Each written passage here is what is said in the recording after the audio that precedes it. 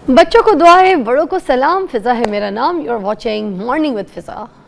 नाज़रीन, आज 7 अप्रैल है। आज 7 अप्रैल जो है ना नाज़रीन, वर्ल्ड हेल्थ डे के तौर पर मनाया जाता है पूरी दुनिया में। आपको पता है सेहत जो है वो सबसे ज़्यादा इम्पॉर्टेंट है। अगर आपकी सेहत ख़राब है तो फिर आप किसी भी चीज़ को एंजॉय नहीं कर सकते। और ये आप उस शख्स से पूछे ना कभी जो बीमार हो, उसे पता होगा कि सेहत की कीमत क्या है। जिसके पास सेहत नहीं है उसे पता है इसकी कीमत। आज जैसे सेहत के हवाले से दिन बनाया जा रहा है तो आप ये देखेंगे जो हमारा शो है वो तो फोकस्ड ही हेल्थ के हिसाब से हेल्थ के ऊपर करता है, क्योंकि हेल्थ इज़ वेल्थ। मेरे नज़रिए से मुझे लगता है कि हेल्थ से इम्पॉर्टेंट मतलब कोई भी चीज़ नहीं होनी चाहिए। सबसे पहली चीज़ आपकी हेल्थ होनी चाहिए। आपकी ख्वाहिशें सारी चीज़ें बाद में होती हैं।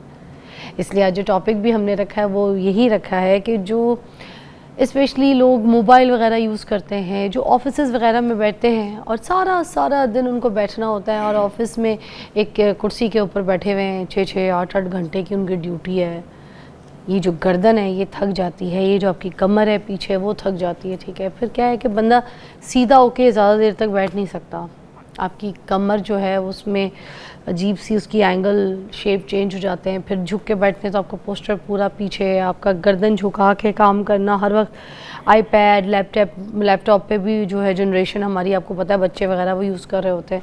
फिर मोबाइल का भी जो स्क्रीन टाइमिंग है वो मोबाइल यूज़ कर करके आपने देखा है उनका जो ये गर्दनों में एक पहले कुबड़ इधर निकलता था इस जगह पे, अब जो कुब निकलता है वो गर्दनों में निकलता है।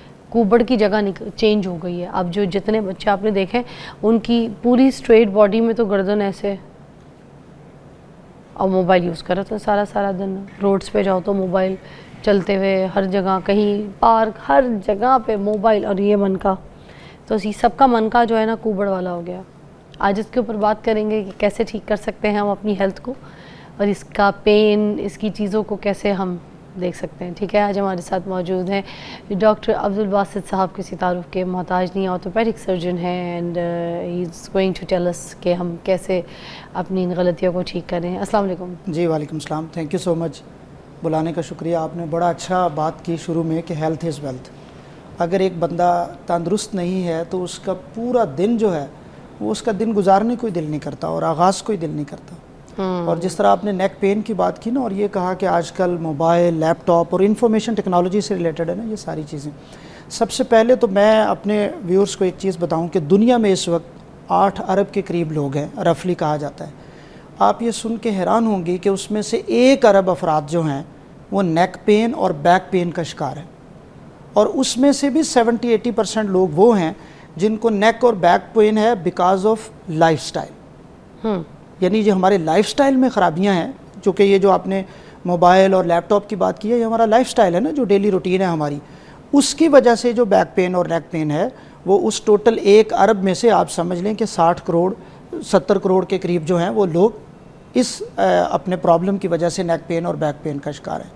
अच्छा, जब हम ये बात करते हैं ना कि हमें मोबाइल की वजह से नेक पेन हो रही है, या शोल्डर पेन, या बाजू में दर्द आ रही है, या खड़े रहने की वजह से, या बैठने के गलत अंदाज की वजह से बैक पेन है, तो उससे पहले हमें ये समझना ज़रूरी है कि हमारा जो पूरा कमर है, ऊपर से लेकर नीचे तक पूरी कमर, उसका स्ट्रक्चर क्या है और उसका कर्व किस तरह से है। हमारी जो कमर है वो 2-3 चीज़ों से मिलकर बनी है। नंबर 1 उसमें मोरे हैं जो बिल्कुल उसका मेन स्ट्रक्चर है। नंबर 2 उसके साथ मसल्स हैं जिन्हें हम कहते हैं जी पट्ठों का खिंचाव हो गया, अक्सर आपने सुना होगा लोग कह देते हैं।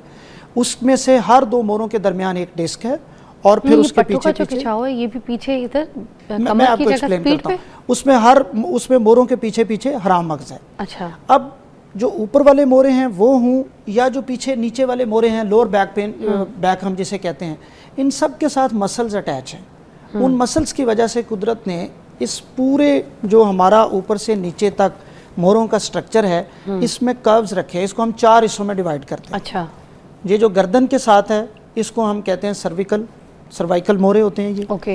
ये जो चेस्ट है इसके पीछे थोरेसिक रीजन होता है। पेट वाले को लंबर कहते हैं। अक्सर आपने सुना होगा जी L1 का प्रॉब्लम है, L4 का प्रॉब्लम है। वो L जो है उस स्टैंड्स फॉर लंबर। पेट के पीछे जो 5 मोरे हैं उसको कहते हैं लंबर रीजन। अच्छा। और बिल्कुल नीचे जो है वो सैक्रल। 4 हिस्से हो जाते हैं। जो आपकी गर्दन के मोरे हैं वो आगे की तरफ कर्व्ड हैं, जो आपका थोरेसिक रीजन है वो पीछे की तरफ है, और ये जो लंबर रीजन है ये फिर आगे की तरफ है। आप देखें कि जब भी हम बैठते हैं, अब जैसे मैं बैठा हूँ, पीछे ये कुशन पड़ा है, ये क्यों पड़ा है? क्योंकि जो मेरा लोअर बैक है, जो लंबर रीजन है, वो थोड़ा सा आगे की तरफ कर्व है। जब मैं इसको रख के बैठूंगा तो उसको सपोर्ट मिलेगी।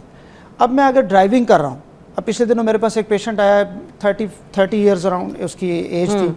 अब मैंने उसे जब हिस्ट्री ली तो उसकी ट्रैवलिंग थी डेली 1 घंटे की तकरीबन। अब जब वो इस तरह ड्राइव करता है तो क्या होता है, आपका सारा जो पीछे वाला पोस्चर है वो फॉरवर्ड बेंडिंग में आ जाएगा। जो आपकी लोअर बैक है, जिसको नॉर्मली ऐसे होना चाहिए और आगे की तरफ स्लाइटली कर्व्ड होना चाहिए, उसका पोस्चर ख़राब हो जाता है। या जब आप मोबाइल देख रहे हैं तो क्या है कि इस तरह मैंने मोबाइल पकड़ा हुआ है, मैं ऐसे उसको देख रहा हूँ। अब रात को सोने से पहले जब आप मोबाइल देखते हैं, घंटा देख रहे हैं, 2 घंटे देख रहे हैं, तो उससे क्या होगा कि ये जो आपकी गर्दन के मोरों का नॉर्मल कर्व है, जिसे हम खम कहते हैं ना, हाँ। वो आगे की तरफ जो इस तरह है वो ऐसे हो जाता है। अच्छा, अब इससे होता क्या है, ये बड़ी एक इंटरेस्टिंग फैक्ट है, मैं आपसे शेयर करूं। ऐसे जब मैं बैठा हूं तो मेरा ये जो हेड का वेट है, सर का जो वेट है, वो तकरीबन 4.5 से 5.5 kg है। ओके। बॉडी वेट का 8% उसे हम कहते हैं, 4.5 से 5.5 kg बनता है रफली। ठीक। अगर मैं अपनी जो सर है और गर्दन है, इसको मैं 15 डिग्री आगे टिल्ट कर लूँ तो ये वेट 5.5 kg से 12 kg शिफ्ट हो जाएगा। जो मेरे मसल्स को फील होगा वो 12 kg होगा। अगर मैं 30 डिग्री आगे आ जाता हूँ तो वो 18 kg होगा। अगर मैं 45 डिग्री आगे आ जाऊँ तो वो 22, और अगर मैं 60 डिग्री ऐसे हो जाऊँ जैसे नॉर्मली हम बैठे होते हैं इस तरह करके। मगर ये इतना तेजी से फर्क क्यों पड़ता जा रहा है? इसलिए क्योंकि जब हम इसको आगे करते हैं तो ये जो मसल्स हैं पीछे वाले, उनके वो जिस तरह लिखा होता है ना, फील्स लाइक, उनका जो प्रेशर है वो बढ़ जाता है इसको सपोर्ट करने का। जब मैं 60 डिग्री पे हूँ तो इसका वेट मेरे मसल्स को लगेगा कि ये तकरीबन 27 kg है। अब नॉर्मली हमारे मसल्स जो गर्दन के बने हैं वो किस लिए हैं, 5 kg या 5.5 kg के लिए। जब आप उस पर 27 kg करेंगे तो क्या होगा, मसल्स टाइट होना शुरू हो जाता है। उससे फिर हम कहते हैं, आप देखें अक्सर एक्सरे करवाते हैं तो उसमें क्या आता है कि जी आपको पट्ठों का खिंचाव है।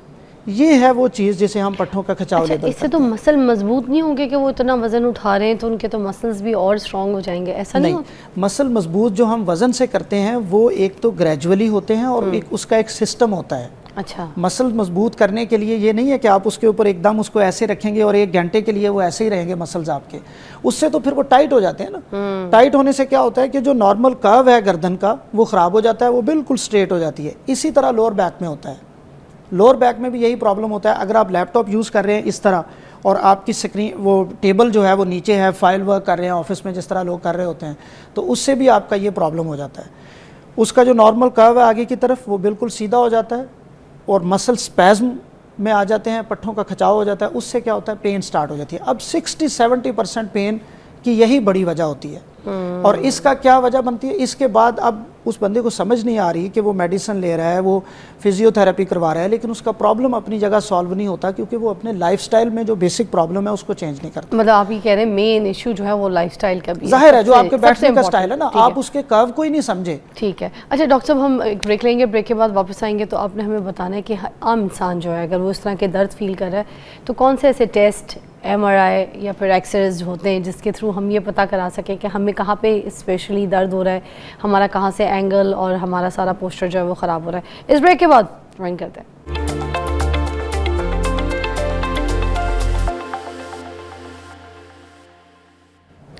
Welcome back. अच्छा, हम लोग कमर दर्द के हवाले से बात कर रहे थे। डॉक्टर साहब से पूछना चाहूँगी कि आम इंसान को अगर कमर में दर्द हो रहा है और सीवियर पेन है, वो झुकने से कासिर है, वो चीज़ें उठा नहीं पा रहा, वो सीधा खड़ा नहीं हो पा रहा, बिस्तर से उठ रहा है तो उठ नहीं पा रहा, किसी बच्चे को गोद उठाना है तो उठा नहीं पा रहा, इस तरह के इशूज़ मर्द या औरत में आ जाते हैं।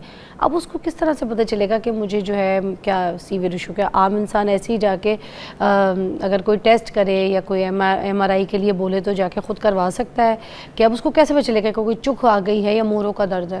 अच्छा, मैं आपके इजाज़त से आपके क्वेश्चन से पहले ना, ब्रेक से पहले हम एक बात कर रहे थे, मैं थोड़ा सा उसे एक्सप्लेन कर दूं। टेक्नोलॉजी की वजह से, लैपटॉप हो, हमारे मोबाइल्स हों, कैमरा हो, डेली रूटीन लाइफ हो, कुछ भी हो, टेक्नोलॉजी की वजह से इंसानी जिस्म में, कमर में और गर्दन में जो बीमारियां आ रही हैं, इस वक्त वर्ल्ड वाइड उनके लिए एक नया नाम यूज़ हो रहा है, उसे कहते हैं tech neck syndrome. Tech stands for technology और नेक आपकी गर्दन और सिंड्रोम बीमारियों का मजमूआ।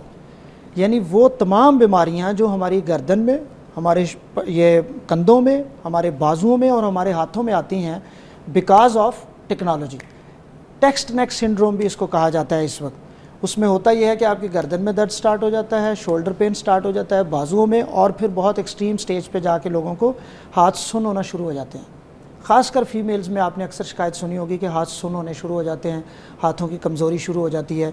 तो ये एक इस वक्त इतनी बड़ी पूरी दुनिया में डिज़ीज़ बन चुकी है और पूरी दुनिया में इस पर बात हो रही है। सो अब आपके मैं क्वेश्चन की तरफ आता हूँ जो आपने पूछा। अगर कमर दर्द हो या गर्दन का दर्द हो, सबसे पहली चीज़ आपको, अगर वो हफ्ता 2 हफ्ते ज़्यादा तंग कर रहा है तो आप किसी डॉक्टर को दिखाते हैं, जो भी आपके पास अवेलेबल है, जनरल फिजिशियन है या ऑर्थोपेडिक सर्जन या न्यूरो सर्जन। उसके बाद एक बेसिक इन्वेस्टिगेशन है एक्सरे। आप जाएंगे, अपना एक्सरे करवाएंगे। एक्सरे क्या बताता है? एक्सरे आपके जो मोरे हैं उनका सारा स्ट्रक्चर उसमें नज़र आ जाता है। नंबर 2, आपकी जो डिस्कें हैं उनमें अगर कोई ख़राबी है, डिजनरेशन है, डिस्क स्पेस ख़राब हुई होती है, वो एक्सरे में आपको नज़र आ जाती है। मसल स्पैज़म, आपको पट्ठों का खिंचाव सारा एक्सरे में नज़र आ जाता है। तो एक एक्सरे कर लेने से आपका 60-70% प्रॉब्लम जो है इन्वेस्टिगेशन का, डायग्नोसिस का, वो हल हो जाता है। उसके बाद बाज़ लोग ऐसे होते हैं जिनको बेसिक ट्रीटमेंट से फ़र्क नहीं पड़ रहा, जैसे 4 से 6 हफ्ते हो चुके हैं, उनका मसला हल नहीं हो रहा, या उनकी हिस्ट्री में कोई ऐसी चीज़ डॉक्टर देखता है जो बहुत अलार्मिंग है, रेड फ्लैग जिसे आप कह सकते हैं, उस पे फिर वो MRI करवाते हैं। MRI क्या चीज़ है? वो आपकी कमर का पूरा डिटेल नक्शा होता है। उसमें आपके मोरे भी हैं, उसमें आपके डिस्कें भी हैं, उसमें आपका हरामक्स भी है, उसमें आपके पट्टे भी हैं, हर चीज़ की पिक्चर वो आपको ड्रा करके दे देता है। जिस तरह आपने सुना होगा, कहा जाता है जी L5S1 की डिस्क ख़राब है। अब ये जो L5S1 की डिस्क है, इसमें क्या ख़राबी आती है? आम तौर पे ख़राबी ये आती है कि जो डिस्क है वो डिजनरेट कर जाती है, प्रेशर आता है बॉडी का, या वेट आपका बहुत ज़्यादा है, तो उससे क्या है कि ये सबसे नीचे वाली डिस्क है तो ख़राब होना शुरू हो जाती है। या दूसरे नंबर पे क्या होता है, डिस्क अपनी जगह से पीछे आना शुरू हो जाती है, डिस्क के अंदर पानी होता है सेंटर में, वो लीक करके बाहर आना शुरू हो जाता है, उससे पीछे हरामगज़ में चुभना शुरू हो जाता है, और फिर उसके बाद वहाँ से जो नीचे चैनल्स आ रहे हैं टांगों में, कमर दर्द के बाद अगली स्टेज क्या होती है आपकी? सुन क्यों होना शुरू हो जाते हैं? इसकी क्या रीजंस होती हैं? जो देखिए, जो हरामगज़ है वो हमारे ब्रेन के साथ कनेक्ट है। वो ऊपर से मैसेज लेके आता है जिसमें 2-3 चीज़ें होती हैं, एक मोटर सिस्टम, एक सेंसरी सिस्टम। अगर यहाँ पे टच करने से पता चल रहा है तो वो ब्रेन को सिग्नल जाते हैं तो पता चल रहा है। अब अगर उसमें नर्व्स के अंदर कोई प्रॉब्लम आता है, जिसको हम शैटिका, आपने वर्ड सुना होगा आमतौर पे, वो क्या है कि अगर नीचे वाले मोरे आपके ख़राब हैं या डिस्क कोई ख़राब है तो दर्द नीचे आना शुरू हो जाएगा टांग के अंदर। उसमें फिर नर्व्स के अराउंड अगली स्टेज क्या है कि वो सुन्न होना शुरू हो जाएगी, उसमें कीड़ियाँ चलना शुरू हो जाती हैं, नमनेस होना शुरू हो जाती है। और फिर उससे भी अगली स्टेज क्या होती है कि मोटर फंक्शन का प्रॉब्लम। मोटर फंक्शन क्या है? एक बंदा बैठा है, उसका पैर ऊपर की तरफ नहीं उठता, फुट ड्रॉप होना शुरू हो जाता है। बुजुर्गों में आप एक शिकायत सुनेंगे, पाँव ऐसे नहीं होगा जी, पैर ऊपर की तरफ नहीं होता। इसकी एक कॉमन जो शिकायत होती है वो ये होती है कि आप उनसे पूछें कि खुला जूता आप पैर में पहन सकते हैं या नहीं पहन सकते, वो आपको बताएंगे जी मैं खुला जूता नहीं पहन सकता। क्यों? जब मैं खुला जूता पहनता हूँ तो वो चलते चलते उतर जाता है और मुझे पता नहीं चलता। ये अलामत 2 लोगों में आती है, या तो शुगर पेशेंट्स में आती है क्योंकि उनका जो पैर का महसूस करने की वो सलाहियत होती है वो कम हो जाती है पेरिफेरल न्यूरोपैथी से, और दूसरी ये अलामत उन लोगों में आ जाती है जिनमें कमर का मसला बहुत संगीन हो जाता है और उनमें अब पैर उनका ऊपर की तरफ नहीं उठता, वो जूता नीचे गिर जाता है, उन्हें पता नहीं चलता। अच्छा। और इससे भी जो एक्सट्रीम स्टेज होती है, लास्ट कुछ लोगों में ये शिकायत होती है, वो ये है कि फिर उन्हें अपने यूरिन कंट्रोल का प्रॉब्लम होने लग जाता है, स्टूल कंट्रोल का प्रॉब्लम होने लग जाता है, क्योंकि ये वाले कंट्रोल भी बॉडी में अल्लाह ताला ने आपकी कमर के निचले हिस्से में रखे हैं। अच्छा। सो इतना सेंसिटिव और इतना इंपॉर्टेंट ये प्रॉब्लम होता है क्योंकि हम रूटीन लाइफ में इसको एड्रेस नहीं करते, देखते नहीं हैं, फिर चीज़ें ऐसे ही चलती रहती हैं। अच्छा, मुझे बताइए कि जैसे ये जो गद्दे के ऊपर लेटना, सख्त गद्दे के ऊपर, सख्त स्पेस, ज़मीन वगैरह के ऊपर लेटना, लोग कहते हैं कि मोरे जो हैं वो तर गई हैं, चढ़ गई हैं, इसमें क्या चीज़ होती है? अच्छा, ये उस ज़माने की बातें हैं जब इंसान को ये पता नहीं था कि मोरे टोटल होते कितने हैं, उनका कर्व किस तरह का होता है, उनका स्ट्रक्चर किस तरह का होता है। तो आम तौर पे ये समझा जाता था कि ये जो आपकी कमर है इसको सख्त होना चाहिए, सीधा होना चाहिए ताकि इसमें ताकत आए। उससे फिर ये कॉन्सेप्ट बना कि जिस बंदे में कमर की दर्द है उसको आप एक सख्त गद्दे पे सुला दें। सख्त गद्दे पे सोने से क्या होगा जी, उसकी कमर ताकतवर हो जाएगी, उसकी वो बिल्कुल कमर सीधी है तो वो भी सीधा। अब कमर जो है वो सीधी नहीं है, यही तो बेसिक डिफरेंस है। अब हमने जब एक्सरेज देखे हैं या साइंस ने हमें ये बताया है कि जो कमर का नीचे वाला हिस्सा है वो नॉर्मली आगे की तरफ है, कर्व्ड है। अगर आप ऐसी जगह पे सोएंगे जो प्रेशर लेगी और वो बिल्कुल उसको सीधा करेगी तो वो आपकी पेन को बढ़ाएगी। सो गद्दे पे सोने से, सख्त गद्दे पे सोने से, ज़मीन पे सोने से आपको नफसियाती तौर पे, वक्ती तौर पे थोड़ा सा फ़र्क तो महसूस हो सकता है, लेकिन लंबे अरसे के लिए वो आपकी कमर को ख़राब करेगा। फिर ये जो स्प्रिंग वाले मैट्रेसेस आते हैं उसमें तो महंगे महंगे मिल रहे हैं। हाँ, उसमें जो देखें जेल वाला आता है मैट्रेस, या नॉर्मली इसका आप एक सादा असूल ये रखें, हाइब्रिड मैट्रेस, ऐसा मैट्रेस होना चाहिए आपका जो आपकी कमर के मुताबिक एडजस्ट करे। जैसे मैंने आपको बताया ना, मैं यहाँ बैठा हूँ या गाड़ी में बैठा हूँ, तो उसने आपने सीट में पीछे कुशन क्यों रखा है? इसीलिए रखा है कि जो सेंटर वाला पार्ट है वो आगे की तरफ को एक सपोर्ट, क्योंकि वो आगे की तरफ कर्व्ड रहेगा तो ही वो उसको सुकून मिलेगा। अच्छा, एक और बहुत इंपॉर्टेंट सवाल बनता है कि जैसे अब हर इंसान को, जैसे डॉक्टर्स के पास अगर हम जाते हैं तो वो हमें रेकमेंड ये करते हैं कि आपने अपनी बॉडी पोस्चर जो है वो अच्छा रखना है, आपने सीधा रखना है, स्ट्रेट रखना है, मोबाइल झुक के, गर्दन झुका के नहीं देखना। अब एवरी टाइम बंदा मोबाइल यूँ उठा के मुंह के सामने ऐसे रख के, या फिर चलो लैपटॉप भी है टेबल ऊपर रख के तो ऐसे ऐसे टेबल पे काम कर रहा है।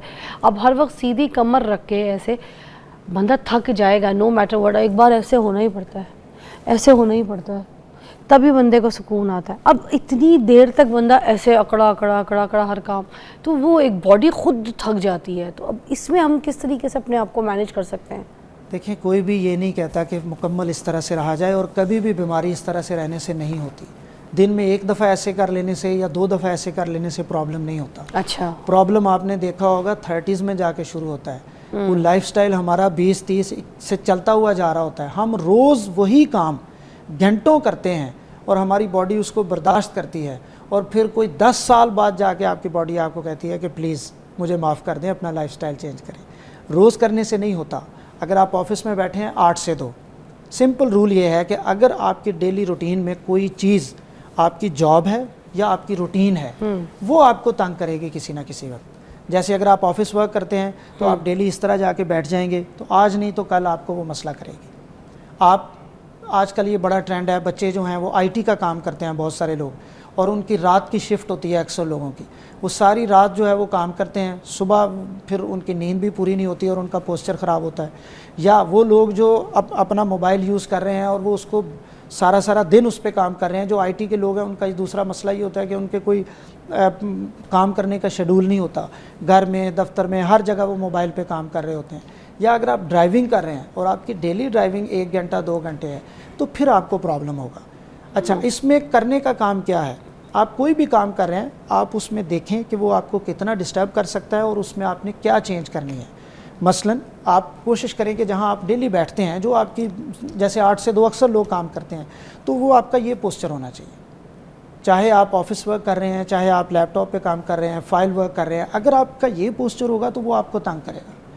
नंबर 2, अगर आप ड्राइविंग कर रहे हैं तो उसमें भी आपकी ये पीछे वाला हिस्सा जो है वो उसको सपोर्ट मिलनी चाहिए, अदरवाइज फिर वो आपको प्रॉब्लम आना शुरू हो जाता है। और अगर आप ये भी नहीं कर सकते एक चीज़, तो फिर क्या है कि हर आधे घंटे बाद स्ट्रेचिंग कर लें। अगर आप बैठे हैं इस तरह, आधे घंटे बाद थोड़ी से 1-2 कदम चले, बाहर निकलें, स्ट्रेचिंग करें और फिर आके बैठ जाएं। उससे भी आपका प्रॉब्लम जो है, बॉडी का एंगल थोड़ा सा चेंज हो जाएगा तो ठीक रहेगा। एक ब्रेक के बाद आपको मिलते हैं, हम इसी टॉपिक के ऊपर बात करेंगे। डॉक्टर साहब हमारे साथ मौजूद हैं।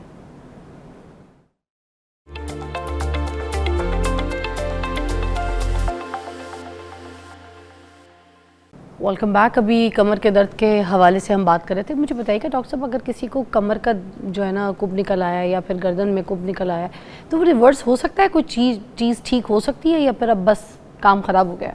देखिए, अगर तो ये उसके मसल्स की वजह से है, मसल स्पैज्म की वजह से है, आर्जी तौर पे है, तो फिर तो ठीक हो जाता है। एक्सरसाइजेस से, मेडिसिन से, स्ट्रेचिंग एक्सरसाइजेस से ठीक हो जाता है।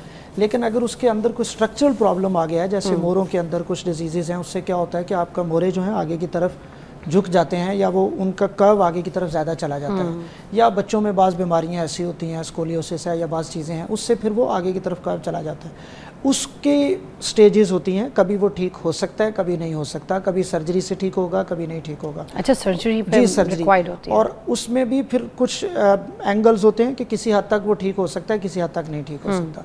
लेकिन अगर वो रूटीन में है कि कोई शख्स बिल्कुल ठीक है, लेकिन उसे वक्ती तौर पे इतनी पेन हुई या उसने कोई चीज़ उठाई या उसको मसल स्पैज्म हुआ, तो वो ठीक हो जाता है स्ट्रेचिंग से।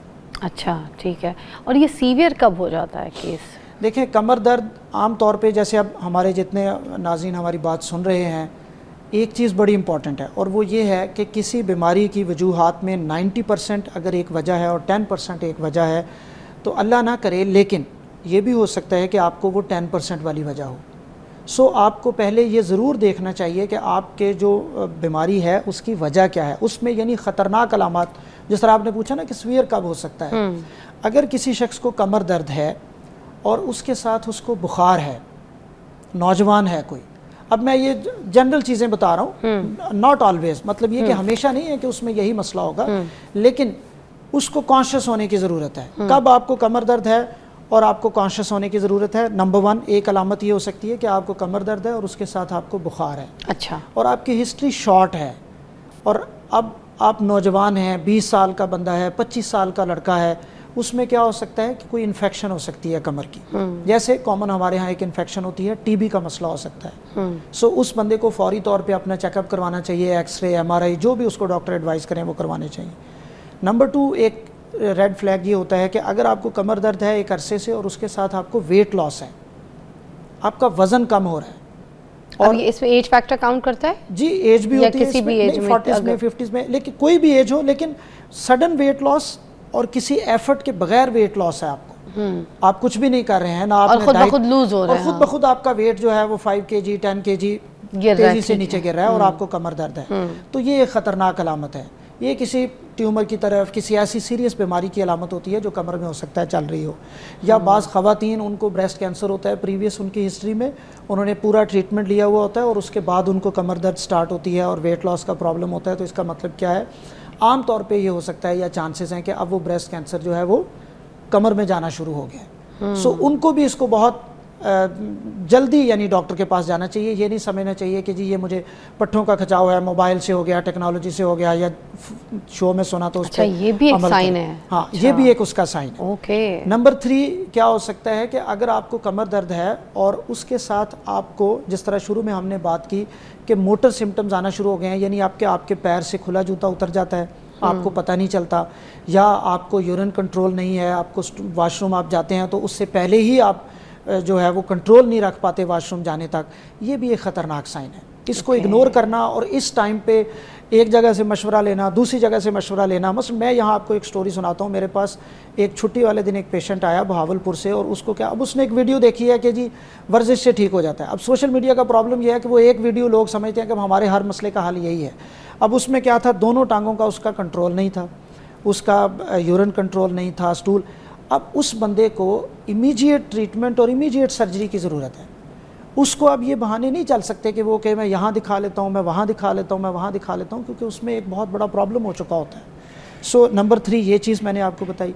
नंबर 4 चीज़ ये है कि अगर वो एक लंबे अरसे से है और वो ठीक नहीं हो रहा, आपने किया, ठीक हो गया, फिर साल बाद शुरू हो गया, फिर किया, फिर अब आपको MRI और इन्वेस्टिगेशन जो है ना वो करवाने की ज़रूरत है, ताकि ये पता चल सके कि उसके अंदर वजह क्या है, वो आपको बार बार क्यों होता है। तो ये 4-5 चीज़ें जो है ना वो बड़ी इंपॉर्टेंट हैं इसमें। परफेक्ट। अच्छा, लास्ट में बिल्कुल टाइम हमारा ख़त्म है, मगर पूछना चाहूँगी कि एक करवट पे सोने से क्या जो कंधे में दर्द आ जाता है वो फिर ये इसी एंगल की वजह से होता है कि मोस्टली लोगों को जो कंधों में, एक शोल्डर में कंधे का दर्द मोस्टली जो है वो एक एंगल पे सोने की वजह से, तो चलो हम कह सकते हैं कि रात को वो एक किसी तरह सोए रहे हैं और किसी तरह वो वक्ती तौर पे हो सकता है, लेकिन आम तौर पे जो कंधे का दर्द सोते हुए होता है उसकी एक बड़ी वजह फ्रोज़न शोल्डर होता है। अब ये एक अलग बीमारी है, लेकिन मैं आपको ब्रीफली बता देता हूँ कि अगर शुगर है बंदे को, फीमेल है और 40+ है, तो उसमें कंधे का दर्द जो है ज़्यादातर चांसेस ये हैं कि वो बिकॉज ऑफ फ्रोज़न शोल्डर है। अच्छा। उसका कंधा जो होता है वो अंदर से ख़राब हो रहा होता है, शोल्डर जो है वो जाम हो रहा होता है।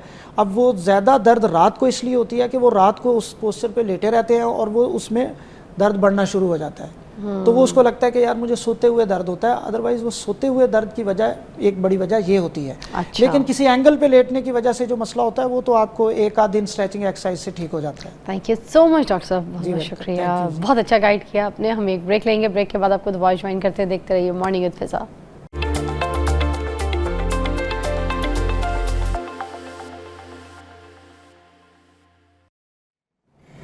वेलकम बैक नाज़रीन। एक इंटरेस्टिंग कुछ ख़बरें जो है ज़रा उसका सेगमेंट करते हैं। अमेरिका से नाज़रीन मेरे पास कुछ ख़बर है। एक खातून थी जिन्होंने कई दहाइयों से जो है ना लॉटरी की टिकट्स वो ख़रीदी। हर हफ्ते 2 बार वो जाके लॉटरी की टिकट जो थी ना वो ख़रीदती थी। कभी मायूस नहीं हुई, कभी लॉटरी जीती भी नहीं। 20, 25, 30 सालों में उन्होंने कोई लॉटरी कभी कोई नहीं जीती, मगर अपॉर्चुनिटी भी नहीं छोड़ी। हर हफ्ते वो 2 बार लॉटरी की टिकट्स लेती, अवेलेबल होती थी, वो जाकर वो ख़रीदती थी, मगर मिलता कुछ नहीं था। इस बार क्या हुआ, इस बार मार्च में ना 21 मार्च को उन्होंने कुरानदाजी की वो टिकट ख़रीदी, और उसके बाद जैसे ही वो जो लॉटरी निकली है ना, तो फिर उनका $11 लाख का इनाम निकला। इससे सबक ये मिलता है नाजरीन कि आप कोशिश करते रहें, करते रहें, करते रहें, कभी ना कभी आपकी किस्मत जो है ना ज़रूर चमकेगी। और हम क्या करते हैं, हम थक जाते हैं, 2-3 बार ट्राई करते हैं, उसके बाद छोड़ देते हैं, कहते हैं हम क्या टाइम वेस्ट कर रहे हैं। लगे रहें आप, कोई तो ऐसा वक्त आएगा ना आपका, जिस वक्त आपकी किस्मत जो है उसका दरवाज़ा खुल जाएगा और आपको वेलकम कहा जाएगा कि आ जाओ, एंटर हो जाओ। एक नीदरलैंड की ख़बर भी है, उधर जो है ना एक सियासी खातून थी, ठीक है, उनको पार्टी से निकाल दिया गया। अब पार्टी से निकालने की नाज़रीन वजह ये थी कि उनकी जो अपनी तस्वीर थी, जो अपनी प्रमोशन के लिए उन्होंने एक तस्वीर लगाई थी, वो बहुत ज़्यादा एडिट कर ली थी उन्होंने, उसमें उनकी शक्ल ही चेंज हो गई थी, जो उनकी अपनी रियल पर्सनालिटी थी।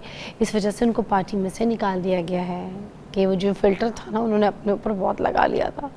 तो आप भी जो देख रहे, तो वो फ़िल्टर थोड़ा सा लगा दें। अगर थोड़ा पतला करना है या कुछ आपने हल्का फुल्का अपना टचअप करना है, मगर अपनी नस्लें, अपनी चीज़ ना बदल दें, अपनी फ़ीचर्स ना बदल दें, अंग्रेज़ ना बने ना। जो आपके फ़ीचर्स हैं, जो आपका स्किन टोन है, जो कलर है, उसको उसी तरीके से इन्हांस करें ना, वो प्यारा लगेगा। जिस तरीके से अल्लाह ताला ने आपको बनाया, उसी चीज़ को थोड़ा बहुत चलता है, मगर इतना नहीं चलता कि आपको फिर निकाल दिया जाए। ब्रेक लीजिएगा।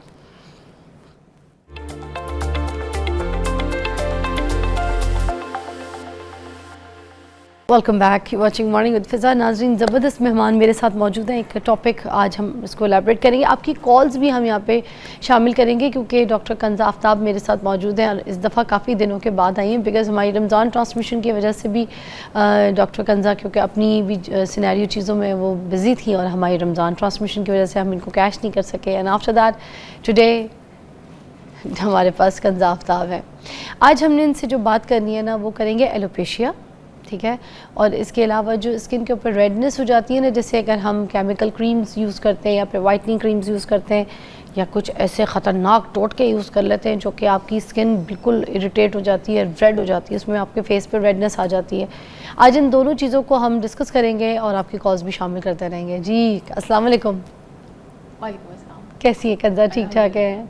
एज़ यूजुअल इतने दिनों के बाद देखा आपको, और you're looking amazing again. Thank you so much. You too Fiza. Thank you. अच्छा, ये जो एलोपेशिया है, सबसे पहले इसको डिस्कस कर लेते हैं। ये वही है जहाँ से जैसे सर से कोई बाल, कोई स्पेस है जगह, वहाँ से गायब हो गया, एंड देन लोग टोटके करते हैं, वो प्याज का पानी लगाना, अदरक घिसना एंड ऑल दैट, के वहाँ से बाल आ जाए। जी बिल्कुल, ये बिल्कुल वही कॉइन साइज़ लीजन होता है, जो ऐसे कॉइन साइज़ बिल्कुल गोल स्टार्ट होता है, कहीं पे भी स्टार्ट हो सकता है, सिर्फ सर में नहीं। बियर्ड एरिया में आप मर्द हजरात में अक्सर देखेंगे कि यहाँ पे, और कुछ लोगों की भवों में स्टार्ट हो जाता है, भवों के बाल गिरना शुरू हो जाते हैं, अच्छा। आईलैश के बाल गिरना शुरू हो जाते हैं, और बॉडी में कहीं पे भी हो सकता है। अच्छा। इसका निशानी ये होती है कि बिल्कुल एक गोल सा लीजन बनता है, जिसमें से बाल बिल्कुल गिर जाते हैं और प्लेन हो जाती है स्किन बिल्कुल। अच्छा। और आपको ऐसे लगता है कि ऐसे बाल इसमें वापस आएंगे ही नहीं। लेकिन चूंकि ये रिकरेंट कंडीशन है और ख़ुद से ख़ुद को ठीक करने वाली कंडीशन है, तो अक्सर मैं इस टॉपिक को सिलेक्ट करने का मकसद ये था कि लोगों को बताया जाए कि इसमें बहुत एक्सटेंसिव ट्रीटमेंट्स की ज़रूरत नहीं होती। अगर आपका एक आध लीजन है तो 80% लोगों में 6 महीने में वो खुद ही ठीक हो जाता है। तो उसमें बिल्कुल अदरक ना घिसें, प्याज का पानी ना लगाएं, कुछ ना भी करें, तो वो खुद ही ठीक हो जाता है। वैसे इट वर्क्स अगर ये सब चीज़ें की भी जाएं साथ साथ जल्दी करने के लिए ठीक जी उसको? जी, कुछ ना कुछ, जैसे हम इंजरी दें किसी भी फॉर्म में, तो वहाँ पे फिर सेल्स आते हैं और इन्फ्लेमेशन होती है, और वहाँ पे जो भी ख़राबी होती है उससे ब्लड सर्कुलेशन के साथ ठीक किया जाता है। तो इट इज़ पॉसिबल कि कुछ इस तरह की तरीके हैं जिससे हम ठीक करते हैं, जिसमें हम इरिटेशन देते हैं स्किन को। तो अदरक का पानी चूँकि इरिटेटिंग होता है, तो इसको हम एलर्जी थेरेपी कहते हैं, तो इससे भी काफ़ी हद तक अफाका हो सकता है। लेकिन समटाइम्स आप एलर्जी कॉज कर लेते हैं स्किन के अंदर, और वो फिर वो चलती है साल साल आपके साथ। तो इसलिए बेहतर ये है कि डॉक्टर से रब्ता करें और डॉक्टर के मशवरे से ही कोई दवा का इस्तेमाल करें। और ये जो एक्ज़ोमेस वगैरह होते हैं, ठीक है जी, जी। तो ये भी काम कर सकते हैं अगर इनके इंजेक्शन वगैरह लगाए जाएं, एक्जिमा की बात कर रही हैं आप? जो पता नहीं एक्सोमोस और समथिंग, एक्सोसोम्स। एक्सोसोम्स, जी, यस। जी, जी, बिल्कुल एक्सोसोम्स तो बिल्कुल लेटेस्ट थेरेपी है। तो ये और भी एलोपेशिया के लिए काम करती है? जी, बिल्कुल बहुत अच्छा काम करती है, लेकिन ये ऐसे ही है जैसे कि एक मक्खी को तोप के गोले से मारना। अच्छा, तो लाइक इतनी छोटी बीमारी के लिए एक्सोसोम्स बहुत एक्सपेंसिव ट्रीटमेंट है, लाखों में स्टार्ट होता है। तो ये ऐसी चीज़ों के लिए रखते हैं जो बिल्कुल रेजिस्टेंट टू ट्रीटमेंट हो जाती हैं और किसी भी ट्रीटमेंट को रिस्पॉन्ड नहीं कर रहे होते। एलोपेशिया बहुत सारे एरिया में फैल गया है और सर बिल्कुल गंजा होने वाला है, तो फिर हम इस तरह की मोडेलिटीज़ पे जाते हैं कि एक्सोसोम्स लगा लें या PRPs कर लें या कुछ खाने वाली दवाइयाँ या कुछ और मोडेलिटीज़ भी हमारे पास। अच्छा, मोस्टली बच्चों में ये जो है ना एलोपेशिया देखने को नहीं मिलता, ज़्यादातर जो है यंग खवातीन या फिर मर्द हजरात या थोड़े एज के लोग, उनमें ही ज़्यादा मैंने इश्यूज़ देखे हैं। Why is that? जी, क्योंकि इसका ताल्लुक बहुत सारे ऑटो इम्यून डिजीज़ के साथ है। जैसे अगर आप देखेंगे अक्सर अगर किसी को डायबिटीज़ है या किसी को थायराइड का प्रॉब्लम है या एक ख़ास किस्म का एनीमिया, खून की कमी होती है जिसे पर्नीशियस एनीमिया कहते हैं, जो कि अगेन एक ऑटो इम्यून डिजीज़ होती है। तो इस तरह की ऑटो इम्यूनिटी आपको लेटर इन लाइफ डेवलप होती है, अर्ली एजेस में नहीं होती है। अच्छा। तो इसलिए इस तरह का बालचर या एलोपेशिया एरेटा भी आपको लेटर एजेस यानी मिड एजेस में कहीं 20s के बाद जाके मिलता है। 20s, 30s, 40s में ये काफ़ी कॉमन हो जाता है। लेकिन ऐसा नहीं है कि बच्चों में बिल्कुल नहीं देखा जाता, बच्चों में भी इसके केसेस रिपोर्ट होते हैं, लेकिन इतनी ज़्यादा फ्रिक्वेंसी नहीं है जितनी कि एडल्ट्स में है। ऐसी क्या चीज़ हमारी बॉडी के अंदर रिएक्ट कर जाती है, होती है, जिसकी वजह से ये जो है ना चीज़ एलोपेशिया के ये केमिकल पता नहीं क्या जो प्रोड्यूस होना शुरू हो जाता है हमारे बॉडी में? What is the reason behind, like if you G talk? बिल्कुल, ये हमारा ही हिफाजती निज़ाम होता है। जैसे हमारी जिसमें एक इम्यूनिटी है, इम्यून सिस्टम है, ऐसे समझिए कि फ़ौजी हैं हमारे, जो वाइट सेल्स होते हैं, वाइट ब्लड सेल्स होते हैं, वो गार्ड्स का काम करते हैं हमारे जिस्म के अंदर। अगर कोई इन्फेक्शन आता है या अगर फॉरेन मटेरियल कुछ भी आता है तो वो उसको फाइट करते हैं और फिर उसको जिस्म से निकाल देते हैं। तो समटाइम्स आपकी जो यही गार्ड्स जो होते हैं वो आपके स्किन के ख़िलाफ़ काम करना शुरू कर देते हैं और उनको लगता है कि बाल जो हैं ये फॉरेन मटेरियल हैं, ये फॉरेन प्रोटीन्स हैं, तो वो उनको ऐसे ही फ़ाइट करते हैं जैसे दुश्मन की आर्मी को फ़ाइट किया जाता है। तो इस तरह से वहाँ पे एक इम्यूनिटी का डिसफंक्शन होने की वजह से आपके बाल वहाँ से झड़ना शुरू हो जाते हैं। लेकिन कुछ ही अरसे में आपकी बॉडी खुद से ही खुद को ट्रीट करती है और हील होती है, और वो इम्यूनिटी के डिफेक्ट्स जो हैं वो खुद ही से, अल्लाह का निज़ाम है कि आपकी बॉडी में बहुत सारे हीलिंग मैकेनिज़म्स होते हैं। तो अगर छोटा बाल जड़ हो, 1 या 2 लीजन्स हों, तो वो खुद ही से ट्रीट हो जाते हैं। लेकिन अगर बहुत एक्सटेंसिव डिजीज़ हो और इसकी एसोसिएशंस हो किसी और ऑटो इम्यून डिजीज़ के साथ, जैसे डायबिटीज़, थायराइड, तो फिर बहुत तेज़ी से फैलने वाली बीमारी बन जाती है, तो उसमें फिर हमें इलाज करने पड़ते हैं। अच्छा, एलोपेशिया जब अगर किसी को हो जाए तो अगर वो जी। कोई ब्रश कंघा यूज़ कर रहा है जी, तो जी। वो कंघा अगर कोई और यूज़ करेगा, ब्रश यूज़ करेगा, तो क्या ये छूत भी होता है कि उसको भी लग जाएगा? बहुत ही अच्छा सवाल किया आपने फ़िज़ा। ये मिथ ब्रेक करना बहुत ज़रूरी है। ऐसा बिल्कुल भी नहीं हो सकता, क्योंकि ये इन्फेक्शन नहीं है, ये उस इंसान की अपनी स्किन की इम्यूनिटी का मसला है। अच्छा। ये बिल्कुल भी कोई बैक्टीरियल इन्फेक्शन या वायरल इन्फेक्शन नहीं है जो एक से दूसरे को ट्रांसफ़र हो सकता है। तो इसमें आपको यूटेंसिल्स अलग करने की ज़रूरत नहीं होती, कंघी अलग करना या ब्रशेज़ अलग करना, इसकी ज़रूरत नहीं है। ये उस इंसान बेचारे का अपना ही मसला है और उसी को ट्रीट करने से ठीक होगा, ये फैलेगा नहीं बिल्कुल। परफेक्ट। और ये रोजेशिया या रोजोपेशिया, व्हाट इज़ दिस? ये जिससे चेहरा रेड हो जाता है, ये क्या चीज़ होती है? जी, रोजेशिया रोज़ से ही निकला है, रोज़े मतलब रेड कलर। तो क्या होता है कि कुछ लोगों के चीक्स जो हैं ख़ास तौर पे, और समटाइम्स नोज़ एंड फोरहेड का एरिया बहुत रेड हो जाता है। वो हल्की सी हीट में जाते हैं, जैसे गर्मियों का मौसम आता है तो उनकी चीक्स इतनी रेड होती हैं और इतनी हीट निकलती है कि बहुत डिस्टर्बिंग होता है उनके लिए, तो इसको रोजेशिया कहते हैं। रोजेशिया की बहुत सारी वजूहात हैं। कुछ लोगों में तो जेनेटिक होता है, जो बहुत गोरे लोग होते हैं, जैसे हमारे गिलगित बल्तिस्तान वाले लोग या कॉकेशियन लोग जो गोरे लोग होते हैं, सर्द इलाके में सर्द रहने वाले इलाके लोग, में खास रहने वाले लोग, या बहुत गोरे लोग जिनमें मेलानिन की डेफिशिएंसी होती है, तो वो जैसे ही धूप में या सूरज में जाएंगे तो उनकी चूँकि प्रोटेक्टिव लेयर नहीं है मेलानिन की, तो उनकी ब्लड वेसल जो हैं वो फैल जाती हैं और वो रेड हो जाते हैं, रोज़ी हो जाते हैं, रोजेशिया डेवलप हो जाता है। लेकिन हमारे यहाँ चूँकि इतने गोरे लोग नहीं होते, तो हम क्या करते हैं, हम गोरा करने वाली क्रीम्स लगाते हैं। अच्छा। और सस्ती किस्म की क्रीम्स जिनमें स्टेरॉइड और मर्करी होते हैं, वो आपकी स्किन को ऐसा डैमेज करते हैं, स्किन की ऐसी थिनिंग करते हैं कि आपकी ब्लड वेसल्स बहुत ऊपर वाली सर्फेसिस के ऊपर आ जाती हैं, और उस स्किन की थिनिंग की वजह से रोजेशिया डेवलप हो जाता है। तो हमारे मुल्क में बहुत कॉमनली डेली स्किन के ओपीडीज़ में ऐसे रोजेशिया के मरीज़ देखे जाते हैं जो स्टेरॉइड इंड्यूस्ड रोजेशिया है। और वो स्टेरॉइड्स कहाँ से आते हैं, ये वाइटनिंग क्रीम्स, जो सस्ती वाइटनिंग क्रीम्स हैं। अच्छा, इसको और आगे एलैबोरेट यहीं से करेंगे, एक ब्रेक के बाद हम ज्वाइन करते हैं। डॉक्टर कंजा हमारे साथ मौजूद हैं और अली राना हमें कॉल्स भी दें, आज हम सवालों का जवाब भी देंगे आज। आइए जी।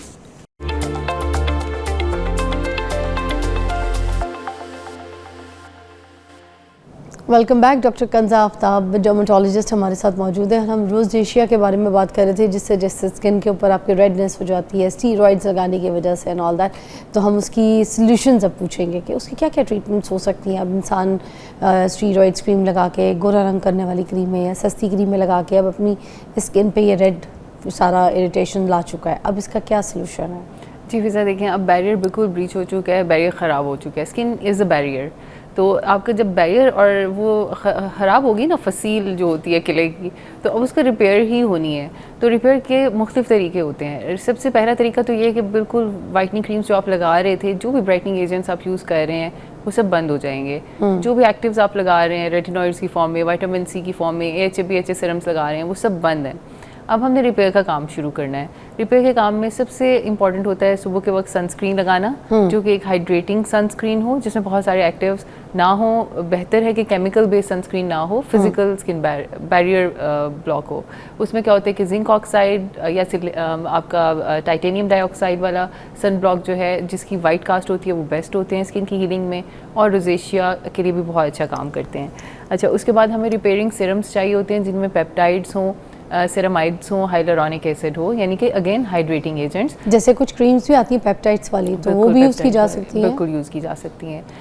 इसके अलावा यही मॉइस्चराइजर्स, जिनमें again hyaluronic acid, ceramides, niacinamide हो, जो कि स्किन की रिपेयर पे काम करें। लेकिन स्किन की रिपेयर सिर्फ लगाने वाली चीज़ों से इतनी इफेक्टिवली नहीं हो सकती, क्योंकि अब हमें जो स्किन थिन हो चुकी है ना, उसका कोलेजन उड़ चुका है, और उसकी जहाँ 5 मिलीमीटर की थिकनेस थी, अब वो 1 मिलीमीटर की रह गई है। तो अब हमें थिकनेस कैसे बढ़ानी है, उसमें डिफरेंट प्रोसीजर्स काम आते हैं। जैसे अक्सर आपने सुना होगा PRP विद माइक्रो नीडलिंग। अब माइक्रो नीडलिंग ऐसा अच्छा प्रोसीजर है जो कि सस्ता भी है और आपकी स्किन में कोलेजन बिल्ड करने में बहुत इफेक्टिव है। तो 2 to 3 सेशंस लेने से माइक्रो नीडलिंग की आपकी स्किन की थिकनेस बढ़ना शुरू हो जाती है, सेंसिटिविटी कम होना शुरू हो जाती है, और आपकी स्किन बहुत सारी चीज़ें टॉलरेट करने के काबिल हो जाती है। जैसे कि आप पहले एक आम मॉइस्चराइजिंग लोशन भी नहीं लगा सकते, तो आप देखेंगे कि आहिस्ता आहिस्ता आपकी टॉलरेंस डेवलप होना शुरू हो गई है, और आप धूप में भी निकल पा रहे हैं, आप चूल्हे के पास भी जा पा रहे हैं। तो इसी तरह इसके अलावा और बहुत सारे एडवांस ट्रीटमेंट्स हमारे पास लेज़र्स की फॉर्म में होते हैं, जो कि इन ब्लड वेसल्स को भी ख़त्म करते हैं, जो कि स्किन के ऊपर आ चुकी होती हैं, और स्किन की रिपेयर पे भी काम करते हैं। फिर जैसे अभी आपने एक्सोसोम्स की बात की है, एक्सोसोम्स के अलावा और बहुत सारे स्किन रिपेयरिंग बूस्टर्स हैं, सामन DNA की फॉर्म में, पेप्टाइड्स की फॉर्म में, हाइलुरोनिक एसिड बूस्टर्स हैं। ये सब बूस्टर्स बहुत अच्छा काम करते हैं स्किन की रिपेयर में, और ये सारे ट्रीटमेंट्स प्लस हमारी जो बेसिक स्किन केयर है, उसको थोड़ा सा अपडेट करने से हम रोजेशिया पे काफ़ी हद तक काबू पा लेते हैं। अच्छा डॉक्टर साहब, पहले तो ये चीज़ों के बारे में लोगों को पता ही नहीं होता था कि ग्लाइकोलिक एसिड क्या होता है, ठीक है, कॉजिक एसिड क्या होता है, फिर ये जितने भी हाइलुरोनिक एसिड, अब ये सारी चीज़ों के बारे में क्योंकि अवेयरनेस होती है, आप लोग बात करते हैं, तो पता भी चल गया है लोगों को, सोशल मीडिया का भी दौर है। अब ये इतने सारे जो सीरम्स हैं होते, तो ये भी केमिकल्स हैं ना, बिल्कुल। तो ये भी चेहरे पे लगाने से कि ये भी इसी तरह से स्किन इरिटेट करते हैं, रेड करते हैं या नहीं? बिल्कुल करते हैं, बिल्कुल फिजा, बहुत ज़्यादा करते हैं। और मैं ये कहती हूँ हमेशा पेशेंट्स को कि जब तक आपको पर्टिकुलर प्रॉब्लम नहीं है ना, जैसे अगर एक्नी है तो हम एक्नी वाला पर्टिकुलर सीरम या उसकी मेडिकेशंस देते हैं, तो हाँ अगर एक्टिव्स आप लगाना शुरू कर देंगे ना फेस के ऊपर, ये सब एक्टिव्स होते हैं। एक्टिव्स का मतलब है glycolic acid, salicylic acid, mineralic acid, retinoid, सारे जो हैं ये एक्टिव्स हैं। अगर आप एक नॉर्मल स्किन के ऊपर एक्टिव्स लगाना शुरू कर देंगे ना, तो आपका स्किन का बैरियर कहीं ना कहीं ब्रीच हो जाता है, कहीं ना कहीं एलर्जीज डेवलप होना शुरू हो जाती हैं। एक नॉर्मल स्किन को सिर्फ एक मॉइस्चराइज़र और सनब्लॉक चाहिए होता है, और अगर आप 30 क्रॉस कर चुके हैं तो मे बी रेटिनॉइड्स अगर आपको सूट करते हैं तो जैसे एंटी एजिंग वगैरह जो काम कर रहे होते हैं, और अगर रेटिनॉइड सूट नहीं कर रहे तो आप पेप्टाइड्स पे शिफ्ट हो जाएं। आप पेप्टाइड्स जस्ट प्रोटीन पार्टिकल्स होते हैं, समझिए कि एक अच्छे मॉइस्चराइजिंग और हाइड्रेटिंग मॉइस्चराइजर्स होते हैं बस। तो इसके अलावा आपको ज़रूरत नहीं होती है अनटिल अनलेस आपको कोई प्रॉब्लम है, जैसे कि आपकी स्किन एक्सेसिवली ड्राई रह रही है, बहुत फ्लेकी होती है, तो हल्का सा ग्लाइकोलिक एसिड पील दे देते हैं कि ये सीरम लगा लें तो आपकी फ्लेकीनेस ख़त्म होना शुरू हो जाएगी। या एक्नी हो रही है तो रेटिनॉइड सीरम्स देना शुरू कर देते हैं। अगर किसी को पिगमेंटेशन का प्रॉब्लम है तो विटामिन सी और डिफरेंट एंटीऑक्सीडेंट्स वाले सीरम्स। तो पर्टिकुलर प्रॉब्लम के लिए सीरम्स बने हैं। मेडिकेशंस हमेशा प्रॉब्लम्स के लिए होती हैं। अब जब किसी को देख के नॉर्मल स्किन के ऊपर आप अप्लाई करोगे तो मेरे पास बहुत सारी बच्चियाँ आती हैं, खासतौर पे टीन एज में, जिनकी स्किन बेस्ट होती है और कभी कुछ भी नहीं हुआ होता, लेकिन किसी को देख के लगाना शुरू कर दिया और अब स्किन का बड़ा गर्क हो गया। अच्छा, ये सही, आपकी बात सही है, किसी को देख के, क्योंकि अगर किसी की दोस्त लगा रही है, कोई कॉलेज फ्रेंड लगा रही है, स्कूल फ्रेंड लगा रही है या कजन्स लगा रही है, तो अगर उसको चलो अच्छा बुरा फ़र्क आ भी गया जो भी चेहरे पे, दूसरा भी फ़ौरन उसमें हाथ डाल देगा, मुझे चाहिए। हाँ, ऑनलाइन मंगाएंगे, जाके शॉपिंग करेंगे, ख़रीदेंगे, और या फिर मार्केट में कोई ब्रांड आ जाए, में बड़े मल्टीनेशनल ब्रांड्स, अच्छे ब्रांड्स, जैसे क्रीम्स होती हैं, चीज़ें होती हैं, सीरम्स होते हैं, वो फ़ौरन मार्केट में अगर आ गया तो यूज़ करना ही करना है। अब फलानी एक्ट्रेस है बहुत बड़ी, कोई अमेरिकन गोरी, उसने, आपको पता है इस तरह चल रहा है, आपको पता है, मैं नाम नहीं लेना चाहती सारी, जैसे रिहाना हो गई और हो गई, अगर किसी ने अपने स्किन केयर के ब्रांड्स खोल लिए हैं, ठीक है, तो उसके बाद बस उन्होंने कहा आपको पता है इसका ये भी आ गया है, वो भी यूज़ करना है, आपको पता है इसकी ये क्रीम आ गई है, इसकी मॉइस्चराइजर, इसका मिस्ट, इसका सनब्लॉक। तो क्या ये सारी चीज़ें जो चल रही हैं मार्केट में, सोशल मीडिया, यूट्यूब रील्स दिखा रहा है, is that good to apply by? No, not at all. और मैं आपको बताऊं कि ये मिस्ट, एसेंस, मॉइस्चराइजर, सीरम्स, अगर आप इनको देखें ना तो इनके इंग्रेडिएंट्स सेम होते हैं। अब अगर मिस्ट बनानी है तो उन्होंने उसको और बहुत डाइल्यूटेड कर देना है और स्प्रे बॉटल में डाल देना है, तो वो मिस्ट बन जाएगी, ठीक है। अब अगर आपने उससे उन्हीं हाइलुरोनिक एसिड और उसी सिरामाइड्स को आपने सीरम की फॉर्म में पानी डाल के कर दिया, वो सीरम बन गया। मैं किसी का कोरिया में कोई फार्मास्यूटिकल है, उनके ओनर टिकटॉक्स बनाते हैं, तो I was going through scrolling जब मैं कर रही थी, तो वो खुद बता रहे हो कि आप कहते हैं कि एसेंस, सीरम्स और मॉइस्चराइजर में क्या फ़र्क है, तो मैं आपको बताऊं बेसिक कोई भी फ़र्क नहीं है। हम सब चीज़ों में एक ही चीज़ डालते हैं और बस उनकी फॉर्मुलेशन थोड़ी सी चेंज करते हैं कि उनका टेक्सचर चेंज हो जाए। तो हम किसी को एसेंस कह सकें, किसी को सीरम कह सकें और किसी को मिस्ट कह सकें, तो बेसिक्स एक ही होती हैं, लेकिन वो मार्केटिंग स्टंट्स होते हैं कि हमारी प्रोडक्ट्स बहुत ज़्यादा बिकें। और अब हमने 25 स्किन केयर अब लॉन्च करनी है कि पहले आप सीरम लगाओगे, फिर मिस्ट लगाओगे, फिर मॉइस्चराइजर लगाओगे, फिर सन ब्लॉक लगाओगे। भाई इतना कुछ लगा के जब आप बाहर निकलोगे आपकी स्किन ने सांस कैसे लेना है? और हमारे तो आगे गर्मियों का मौसम आ रहा है, तो उसमें तो आप इतना कुछ लगा के बाहर जाओगे तो आपकी स्किन डल हो जाएगी, एक्ने ब्रेकआउट्स आने शुरू हो जाएंगे और पसीने से भर जाएंगे आप। अच्छा, कुछ लोग गर्मियों में बिल्कुल मॉइस्चराइजर्स जो है ना वो छोड़ देते हैं, तो क्या आप रेकमेंड करती हैं कि गर्मियों में भी मॉइस्चराइजर्स यूज़ करने चाहिए या नहीं? अच्छा, अब देखें, अब ये भी इसी सदी की सबसे बड़ी मिथ है कि आपकी स्किन ऑयली स्किन है, अपना ऑयल बहुत ज़्यादा प्रोड्यूस कर रही है और आपको एक्ने भी हो रही है उस ऑयल की वजह से, लेकिन आपने फिर भी मॉइस्चराइज़र लगाना है। मुझे ये समझ नहीं आती, बहुत सारे डर्मेटोलॉजिस्ट भी इस आइडिया को प्रमोट कर रहे होते हैं कि आपका अपना नेचुरल मॉइस्चराइजिंग फैक्टर बहुत ज़्यादा बन रहा है, हम उसको कंट्रोल करने के चक्कर में हैं और लोग कहते हैं जी और ऊपर मॉइस्चराइज़र लगाओ। ये बिल्कुल मिथ है, इसके पीछे आपने नहीं भागना है। जब आप तो लोगों को मुंह सूखा सूखा लगता है ना, जब मुंह धो के निकलते हैं तो कहते हैं कि नहीं, मुंह में कुछ चमक ही नहीं आ रही, चमक नहीं है, फ्रेश नहीं लग रहा, मुंह प्यारा नहीं लग रहा। हाँ जी, आप देखें जो ऑयली स्किन वाले होते हैं ना, 20 मिनट में उनके फेस पे फिर ऑयल आ जाता है। वो तो बेचारे आके कह रहे होते हैं कि हमारे ऑयल्स कंट्रोल करें किसी तरह से, हमारी ऑयलिंग कंट्रोल नहीं हो रही है, हम इधर से मुंह धो के निकलते हैं, 20 मिनट में मुंह भर जाता है ऑयल से। तो इस तरह के मौसम में मॉइस्चराइज़र्स हेल्पफुल नहीं होते हैं। इस तरह के मौसम में सिर्फ आपका सनस्क्रीन ही काफ़ी होता है, उसमें भी मॉइस्चराइजिंग फैक्टर्स होते हैं, तो अलग से मॉइस्चराइजर। मगर कुछ ऐसे भी होते हैं ना जो फॉर ड्राई स्किन और ऑयली स्किन, आपको पता है ऑयली स्किन के लिए थोड़े से ड्राई फॉर्म्स होते हैं, बिल्कुल, और ड्राई स्किन के लिए थोड़े से मॉइस्चर वाले होते हैं, तो फिर वो इसीलिए ये भी देख के लेना है। बिल्कुल इसी ही देख के लेना है। अगर आपकी ऑयली स्किन है तो आपने जेल बेस्ड सनस्क्रीन्स लेने हैं जो कि आपकी स्किन में ऑयल प्रोडक्शन को रोकेंगे और बहुत चिपचिप नहीं करेंगे और पोर्स को क्लॉग नहीं करेंगे। और अगर आपकी स्किन बहुत ड्राई है तो फिर आप क्रीम बेस्ड पे जा सकते हो। लेकिन मुझे ऐसे लगता है पाकिस्तान में हर एक की स्किन कुछ ना कुछ ऑयली हो जाती है, जैसे ही गर्मियों का सीज़न आता है, स्वेटिंग की वजह से, ह्यूमिडिटी की वजह से थोड़े से मॉइस्चराइज़र और सीबम प्रोडक्शन बढ़ जाती है। तो उस दौरान आपने बहुत एक्लूसिव मॉइस्चराइज़र्स का इस्तेमाल नहीं करना, बहुत थिक मॉइस्चराइज़र्स इस्तेमाल नहीं करने। अगर हल्की फुल्की ड्राई होती भी है तो बिल्कुल लाइट वेट मॉइस्चराइज़र्स जो कि जेल फॉर्म में आते हैं या लोशन फॉर्म में आते हैं, उनको आप यूज़ कर सकते हैं। अच्छा, और साथ मुझे इसके बारे में बता दीजिएगा कि जैसे स्किन की पील ऑफ करनी लोगों को लगता है कि बहुत ज़रूरत है, अगर स्किन पील होगी तो मुंह जो है ना साफ चमका हुआ, ज़रा शफाफ दिखेगा, स्पेशली किसी इवेंट पे जाना हो, शादी पे जाना हो, तो एक रात पहले ही भले कॉफ़ी चीनी का स्क्रब हो गया या कोई और अच्छा स्क्रब हो गया, केमिकल स्क्रब हो गया, या फिर इसी तरह से एक्सफ्लोएटिंग कोई चीज़ें, केमिकल्स, सीरम्स लगा के तो अपने आप को जो है ना वो कर रहे होते हैं। Is that really important to remove the first dead skin, dead layer? Yes, it is is important, और अगर आप नहीं भी करेंगे ना तो 30 डेज़ का हमारी स्किन का साइकिल है, हमारी स्किन खुद को खुद ही रीजनरेट, खुद ही पील ऑफ करती रहती है, लेकिन आपको नहीं पता कि स्किन ने कब पील ऑफ होना है। तो यस, अगर आपको कितने टाइम के बाद होती है? 30 डेज़ का साइकिल है आपकी स्किन का। तो नीचे से स्किन बनना शुरू होती है और ऊपर वाली स्किन जो है वो साथ साथ शेड ऑफ हो रही होती है। अच्छा। साथ साथ शेड ऑफ हो रही होती है। इसलिए जैसे ही आप पील ऑफ करते हैं या एक्सफोलिएशन करते हैं किसी भी फॉर्म में, तो आप देखेंगे कि एकदम से स्किन चमकती है, क्योंकि वो डेड, जो सुपरफिशियल डेड लेयर है जिसकी हमें ज़रूरत नहीं होती और जिसने शेड ऑफ होना ही होता है, जैसे ही हम उसको रिमूव करते हैं नीचे फ्रेश स्किन होती है आपकी। तो यस, आप हफ्ते में एक बार एक्सफोलिएट कर सकते हैं किसी भी चीज़ से।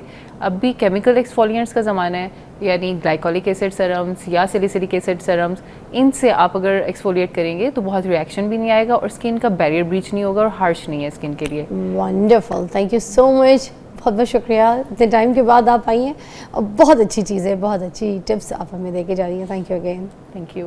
We'll see you after a short break.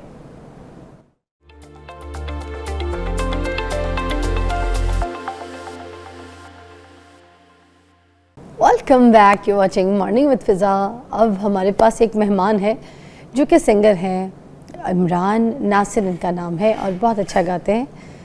नसीबो लाल, नूरा लाल, उनके साथ भी इनने गाने वगैरह बड़े अच्छे गाए हैं। आज हमने यहाँ पे इनको मधु किया है, इनसे मुलाकात करवाती हूँ, गाने भी सुनवाती हूँ।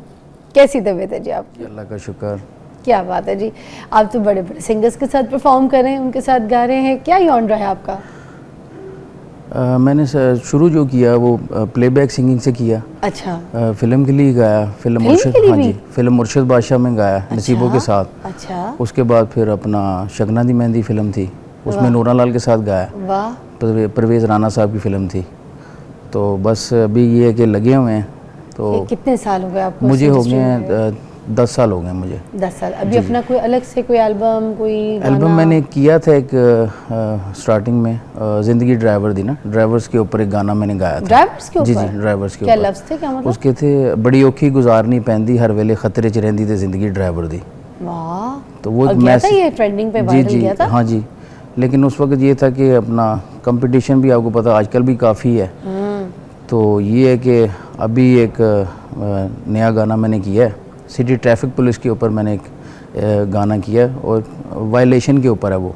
अच्छा। तो मैं शुरू से ही चाहता हूँ कि गाना कोई भी सिंगर करता है उसमें कोई मैसेज होना चाहिए। हाँ। ताकि वो जिंदगी ट्रैफिक दी जो मुझे आपकी थोड़ा सा डिफरेंट लग रहा है, अगर आप कहें तो हम यहीं से शुरू करवाऊं। जी जी जी जी, आप सुनाइएगा ज़रा वो क्या था। जी जी, मैं सुनाता हूँ। बड़ी औखी गुजारनी पैंदी, बड़ी औखी गुजारनी पैंदी हर वेले खतरे च रहिंदी, हर वेले खतरे च रहिंदी ते जिंदगी ड्राइवर दी। नाइस। ते जिंदगी ड्राइवर दी, ते जिंदगी ड्राइवर दी, ते जिंदगी ड्राइवर दी। नाइस, वाह, अच्छा मैसेज का मैसेज, गाने का गाना।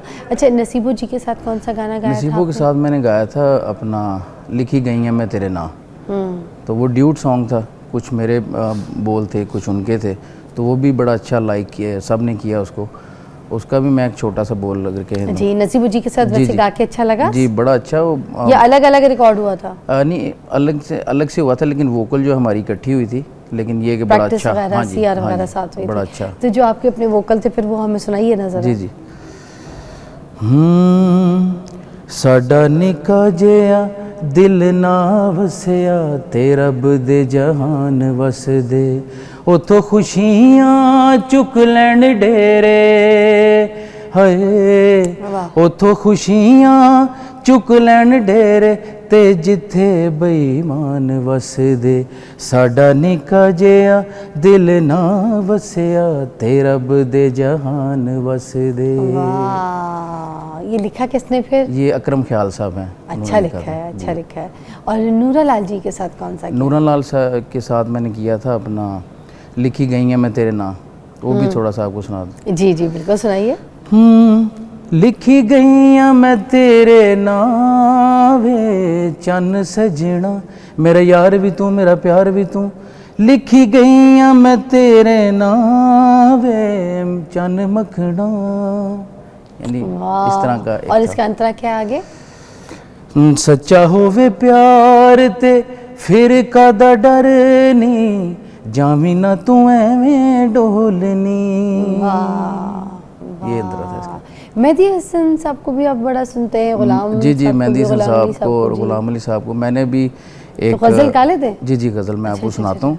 मेहदी हसन साहब की ना एक गज़ल है, राग दरबारी में है, अच्छा। वो मैं सुनाता हूँ जी।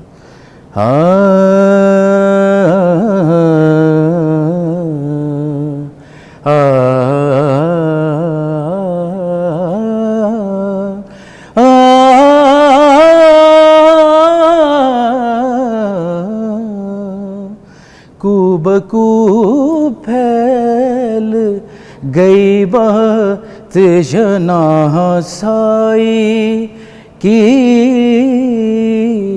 उसने खुशबू की तरह मेरी पजीराई की,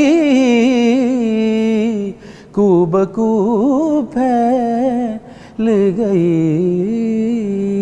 वाह, वेरी नाइस, बहुत अच्छा गाते हैं आप। तो एक ब्रेक लेते हैं, ब्रेक के बाद हम फिर और इनसे गाने सुनते हैं। Come back. वेरी नाइस, बहुत अच्छे। आइए जी, तशरीफ रखिएगा। Very nice. अच्छा, इसके अलावा और भी कोई गुलाम अली साहब की कोई गज़ल जो आपकी फेवरेट हो ऐसे, और लाइव आकर आप हमें सुना जी, सके जी। अपने फैंस को? गुलाम अली साहब तो एक बहुत बड़ा नाम, क्या बात है। और हमारी खुशकिस्मती है कि हम उनको, हम गा तो मैं नहीं सकता लेकिन ट्रिब्यूट पेश कर सकते ऐसे ही हैं। है जी। बड़ी दुनिया। और गुलाम अली साहब का एक और, मेरे शौक दा नहीं इतबार तेनू, तो मैं थोड़ा सा वो भी बहुत प्यारी है, आपको सुना दे जी।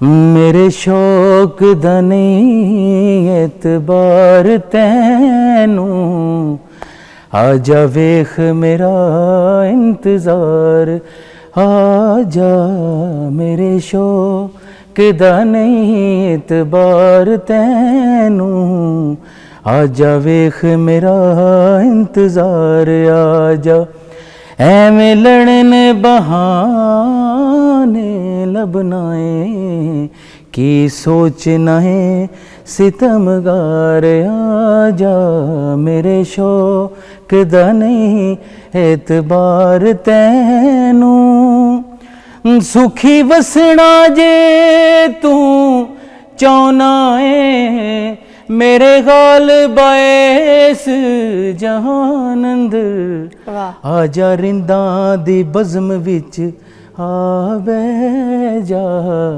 एथे बैठदे ने खाकसार, आजा मेरे शौक दा नहीं एतबार तैनू।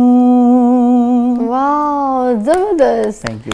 हमारी बहुत सारी दुआएं आपके साथ हैं, बड़ा ज़बरदस्त आप गाते हैं, बहुत सारी दुआएं आपके लिए। Thank you for coming. शुक्रिया। बहुत शुक्रिया। आपको मिलते हैं कल, अपना बहुत ख्याल रखिएगा। अल्लाह हाफ़िज़।